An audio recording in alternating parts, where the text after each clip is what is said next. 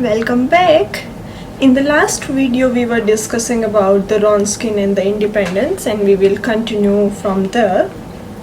So we said two solutions are if we have two solutions of homogeneous linear ODE, they are linearly independent if they are non-zero at each point, and they are linearly dependent if they are identically, if the Wronskian is identically zero.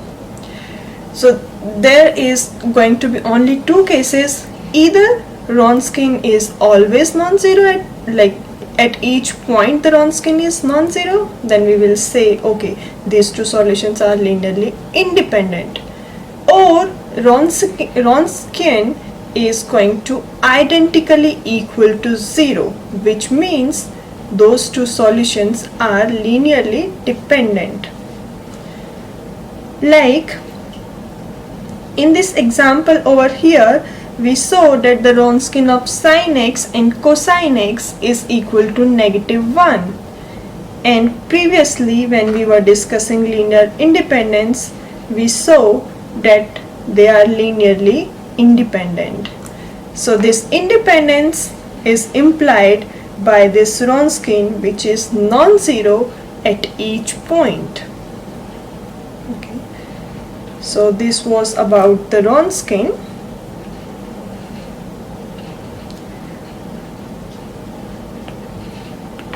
Okay. Now, one important note: number of linearly independent solution. I'm not saying solutions, these solutions are need to be linearly independent. Number of linearly independent solutions of an ODE is equal to order of that ODE. Here we are talking about second order ODE. It means we will have two linearly independent solutions. Okay. And how we write the general solution? It's very important because all the time we will be looking for general solution. So suppose we find out two linearly independent solutions, y1 and y2. So we are assuming y1 and y2 are linearly independent solutions. Then any other solution will look like a linear combination of y1 and y2. If we have two linearly independent solutions, then any other solution will look like the linear combination of y1 and y2, or we will say that this is the form for general solution. Okay. Now we will see how to find out the general solution, because our main aim is to find out the solution, right? Okay. So we are going to start with equations with constant coefficients. We are still in second order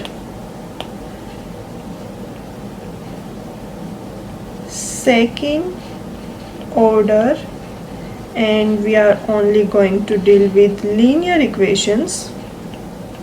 So first we are going to see homogeneous equations with constant coefficients.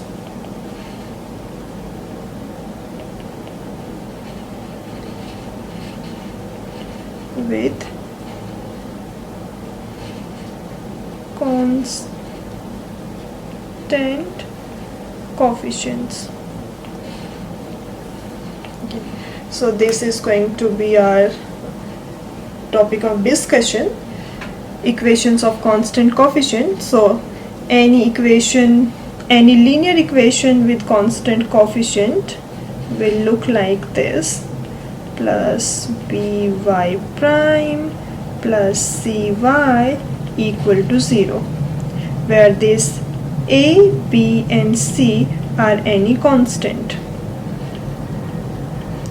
because we are talking about equations with constant coefficients. A, b, c need to be constant. For example, 9y double prime minus 7y prime plus say y equal to 0. This is an equation with constant coefficients, right? Okay, so now we want to find out the solution of this equation. So to find out the solution, to guess a solution, look at this equation carefully. If we are trying to guess the solution of this equation, what is our natural instinct?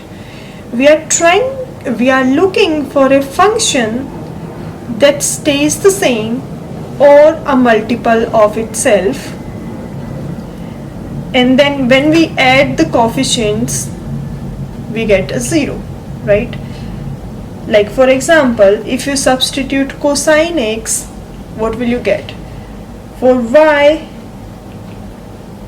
like cosine ax, any form of cosine angle, you have y as cosine x, your y prime will be in terms of sine x, and your y double prime will again be in terms of cosine x. So if you have all the y prime, y double prime and y, you will have the functions of sine x and cosine x both,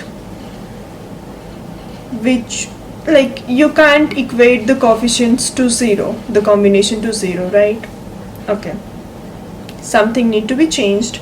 Either this y need to be a function of cosine x and sine x both, but let's think about something simpler. We are looking for a function such that any derivative is a constant multiple of itself. Remember something about exponential function? So if we take exponential function, every derivative is going to be a constant multiple of itself, right? So let's try.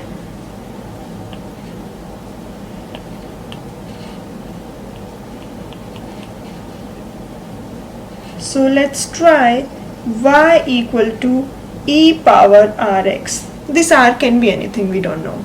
Okay, so then what is the first derivative? R times e power rx. Second derivative, r square times e power rx. If this is the solution, it should satisfy the equation. So let's plug this back into our equation and we will get ar square e to the power rx plus br e to the power rx plus c e to the power rx equal to 0. Every term have e to the power rx, so let's pull it out and we will be left with ar square plus br plus c equal to 0. Exponential functions are never equal to 0. It means ar square plus br plus c is equal to 0, right? So we will say e to the power rx is a solution if r satisfy this equation. And this equation now is very important to determine the solution, so we give this equation a name, characteristic equation.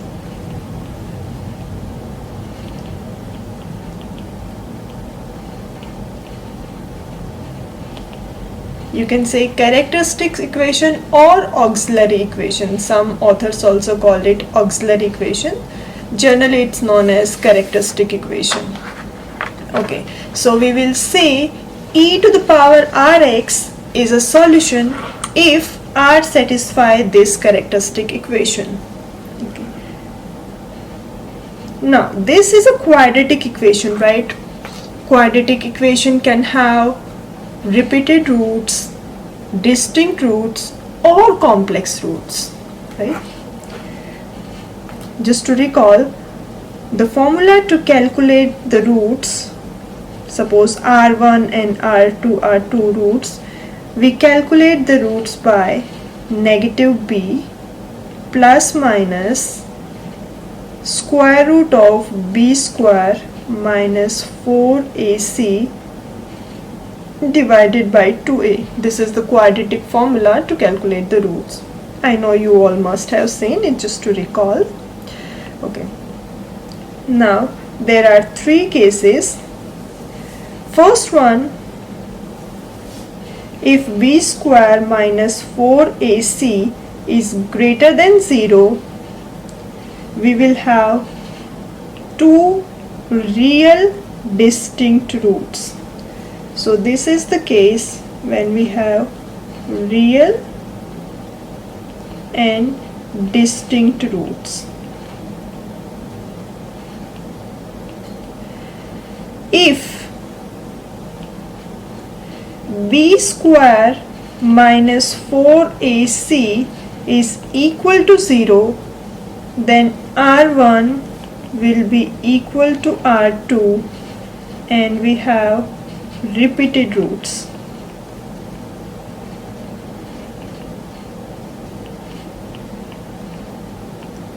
And if b square minus 4ac is less than 0, we will get complex roots, right? So here we have complex roots, because in the square root we have a negative term, so we will have complex roots. Okay, so I'm just going to write down the form how the general solution will look like, and then we will discuss each one of these cases one by one with example. So in case when roots are real and distinct, our general solution will look like, so remember we said that if r is a root of this equation, then e power r is going to be a solution. So here we have two roots, e power r1 and e power r2. So e power r1x and e power r2x, these are two solutions, and these two are linearly independent solutions. Just verify that if r1 and r2 are distinct, these are linearly independent. So the general solution will be a linear combination of these two. Okay. If we have repeated roots, then our general solution looks like c1 plus c2x e power rx. Suppose this r1 and r2 equal to r. And if we have complex roots, our general solution look like, okay, suppose the roots are alpha plus I beta. This is your r. Then our general solution looks like e power alpha x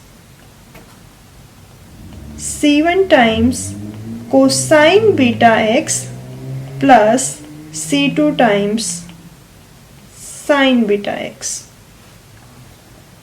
So these are the three cases. The first one, when roots are real and distinct. The second one, when roots are repeated, we have two same roots. In the second case, two linearly independent solutions are e to the power rx and x times e to the power rx. And the third one, when roots are complex, So in that case, our general solution, our two linearly independent solutions are e to the power alpha x cosine beta x and e power alpha x sine beta x. And we have written the general form of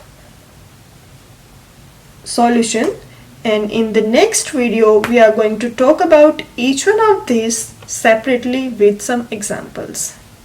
Bye bye, see you in the next video.